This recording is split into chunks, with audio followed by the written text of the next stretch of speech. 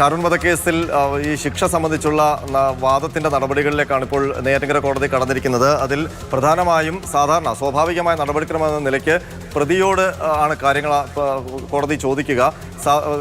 ഗ്രീഷ്മ പ്രതീക്ഷിച്ച കാര്യങ്ങൾ തന്നെയാണ് കോടതിയിൽ ഇപ്പോൾ പറഞ്ഞിരിക്കുന്നത്. അത് എഴുതി തയ്യാറാക്കി കോടതിക്ക് നൽകുകയായിരുന്നു. അതിൽ പ്രധാനമായും പറഞ്ഞിരിക്കുന്നത് താൻ ബിരുദാനന്തര ബിരുദം നേടിയിട്ടുണ്ട്, തനിക്ക് കൂടുതൽ പഠിക്കാനുണ്ട്.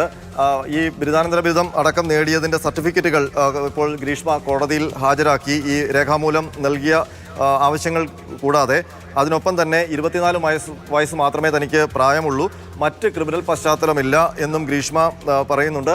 അതിനോട് കൂട്ടിച്ചേർത്ത് ഗ്രീഷ്മ ആവശ്യപ്പെട്ടിരിക്കുന്നത് ശിക്ഷയിൽ പരമാവധി ഇളവ് വേണം എന്നുള്ളതാണ്. ഈ പ്രോസിക്യൂഷന്റെ മറുവാദം ഇപ്പോൾ ആരംഭിച്ചിരിക്കുന്നത്, അതായത് പ്രതിഭാഗത്തിന്റെ ഭാഗമാണ് ഇപ്പോൾ കോടതി ആദ്യം കേട്ടത്. അതിൽ ഗ്രീഷ്മ പറഞ്ഞിരിക്കുന്ന കാര്യങ്ങൾ തൻ്റെ വിദ്യാഭ്യാസ യോഗ്യതയും തുടർന്ന് പഠിക്കണമെന്നുള്ള ആവശ്യവും അതിനൊപ്പം തന്നെ തൻ്റെ പ്രായക്കുറവും തനിക്ക് ക്രിമിനൽ പശ്ചാത്തലമില്ല എന്നുള്ള കാര്യവുമാണ്. അത് തന്നെയായിരിക്കും സ്വാഭാവികമായും ഗ്രീഷ്മ ഉന്നയിക്കുക എന്നുള്ളത് അറിയാവുന്ന കാര്യവുമാണ്. കേസ് അപൂർവങ്ങളിൽ അപൂർവം എന്നുള്ള പ്രധാനപ്പെട്ട വാദം ഇപ്പോൾ പ്രതിഭാഗം പ്രോസിക്യൂഷൻ ഉന്നയിച്ചിരിക്കുന്നു. ഇന്നലെ ആ രീതിയിൽ ആ കേസിൻ്റെ ശിക്ഷാവിധിയിൽ വാദമുണ്ടാകുമോ എന്ന് ചോദിച്ചപ്പോൾ കൃത്യമായ ഒരു ഉത്തരം പ്രോസിക്യൂട്ടർ ഇന്നലെ മാധ്യമങ്ങൾക്ക് മുന്നിൽ നൽകിയിരുന്നില്ല. അക്കാര്യം ആലോചിച്ച് ഇൻവെസ്റ്റിഗേഷൻ ഓഫീസറുമായിട്ടൊക്കെ ആലോചിച്ച് തീരുമാനിക്കും ശിക്ഷ ഏത് രീതിയിൽ വേണമെന്നുള്ള വാദം മുന്നോട്ട് വെക്കുക എന്നാണ് പറഞ്ഞിരിക്കുന്നത്.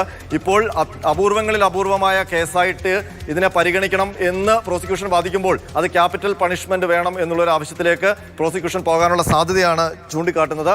അപൂർവങ്ങളിൽ അപൂർവമായി ഈ കേസ് കാണണം എന്ന് കോടതിക്ക് ബോധ്യപ്പെട്ടാൽ മാത്രമേ ക്യാപിറ്റൽ പണിഷ്മെന്റ് എന്ന് പറയുന്ന തൂക്കുകയർ വിധിക്കാനുള്ള സാധ്യതയുള്ളൂ. അതുകൊണ്ട് തന്നെയാണ് അപൂർവങ്ങളിൽ അപൂർവമായി പരിഗണിക്കണമെന്നുള്ള പ്രധാനപ്പെട്ട വാദം ഇപ്പോൾ പ്രോസിക്യൂഷൻ മുന്നോട്ട് വെച്ചിരിക്കുന്നത്.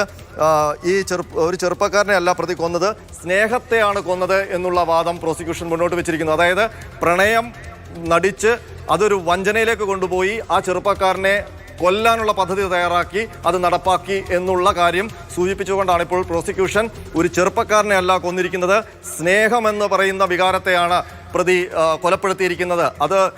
അതുകൊണ്ട് തന്നെ ഈ കേസിനെ അപൂർവങ്ങളിൽ വീട്ടിലേക്ക് വിളിച്ചു വരുത്തിയാണ് ഈ കൊലപാതകം. സ്നേഹം നടിച്ചാണ് വീട്ടിലേക്ക് വിളിച്ചു വരുത്തിയതെന്നടക്കം ഇപ്പൊ ഇന്നലെ ഈ കുറ്റക്കാരിയാണ് എന്ന് തെളിയുന്ന സമയത്തും നമ്മൾക്ക് മുന്നിലേക്ക് വന്ന വാർത്തകളുടെയൊക്കെ ഒരു പശ്ചാത്തലം എന്ന് പറയുന്നത് ഈ വാട്സപ്പ് സന്ദേശങ്ങളൊക്കെ ആയിരുന്നു. ടെക്സ്റ്റ് ചെയ്യാൻ കഴിയാത്ത സാഹചര്യത്തിൽ പോലും ഏറ്റവും അവസാനത്തെ ദിവസം അല്ലെങ്കിൽ സമയം പോലും ഗ്രീഷ്മയെ അവിശ്വസിക്കുന്നില്ല ഷാരോൺ എന്നുള്ളത് തെളിയിക്കുന്ന കുറച്ച് സന്ദേശങ്ങളൊക്കെയാണ് അപ്പോൾ പുറത്തു വന്നുകൊണ്ടിരുന്നത്. ആ സമയത്തും മെഡിക്കൽ ഷോപ്പിൽ നിന്ന് മരുന്ന് വാങ്ങി കഴിക്കുമെന്നൊക്കെയാണ്. ഏറ്റവും അവസാനത്തെ സമയത്ത് മാത്രമാണ് അച്ഛനോടെങ്കിലും ചില കാര്യങ്ങൾ പറയാൻ ഷാരോൺ തയ്യാറാകുന്നത്. ഇതൊക്കെ ചൂണ്ടിക്കാണിക്കപ്പെട്ടിട്ടുണ്ട് കോടതിക്ക് മുന്നിൽ. ചെകുത്താന്റെ സ്വഭാവമാണ് പ്രതിക്ക് എന്നുള്ളതും ഇപ്പോൾ ഈ വാദത്തിനിടെ പ്രോസിക്യൂഷൻ പറയുന്നുണ്ട്. തീർച്ചയായിട്ടും പ്രതിയുടെ ഒരു മോഡസ് ഒപ്രാൻഡി സൂചിപ്പിച്ചുകൊണ്ടാണ് കോടതിയിൽ പ്രോസിക്യൂഷൻ ഇപ്പോൾ ശിക്ഷാവിധിയിലുള്ള വാദം മുന്നോട്ട് വെച്ചിരിക്കുന്നത്. അതായത് ഷാരോൺ എന്ന് പറയുന്ന ചെറുപ്പക്കാരൻ എത്രമാത്രം അഗാധമായി ഗ്രീഷ്മ എന്ന പെൺകുട്ടിയെ സ്നേഹിച്ചിരുന്നു അല്ലെങ്കിൽ പ്രതിയെ സ്നേഹിച്ചിരുന്നു എന്നുള്ള കാര്യം കോടതിയിൽ പ്രോസിക്യൂഷൻ വിശദീകരിച്ചു. അതുകൊണ്ട് തന്നെയാണ് സ്നേഹം നടിച്ച് പ്രതി വിളിച്ചപ്പോൾ അവളുടെ വീട്ടിലേക്ക് പോയിരിക്കുകയും പക്ഷേ അതൊരു വഞ്ചനയാണെന്ന് അറിയാതെ അവൾ നൽകിയ കഷായം, ആ വിഷം ചേർന്ന കഷായം കുടിക്കുകയും മരണത്തിലേക്ക് അവൻ 11 ദിവസം കൊണ്ട് നടന്നെടുക്കുകയുമായിരുന്നു. മാത്രമല്ല ഈ 11 ദിവസത്തിൻ്റെ മരണത്തിന് തൊട്ടു മുൻപുള്ള നിമിഷം വരെയും പ്രതിക്കെതിരെ ആ ചെറുപ്പക്കാരൻ ഒന്നും പറയാതിരുന്നത് ആ പ്രതിയോടുള്ള അല്ലെങ്കിൽ നേരത്തെ ഉണ്ടായിരുന്ന സ്നേഹത്തിൻ്റെ കാരണം നിമിത്തമാണ്. ഒടുവിൽ മരണത്തിന് കീഴ്പ്പെടും എന്നുള്ള ഒരു നിമിഷത്തിലാണ് അച്ഛനോട് തന്നെ ഇങ്ങനെ ചതിക്കപ്പെട്ടിരിക്കുന്നു, തനിക്ക് കഷായത്തിൽ വിഷം നൽകിയിരിക്കുന്നു എന്ന് ഈ ഷാരോൺ പിതാവിനോട് തുറന്നു പറയുകയും അതൊരു ഈ ശിക്ഷാവിധിയുമായി ബന്ധപ്പെട്ട വാദം തുടരുകയാണ്.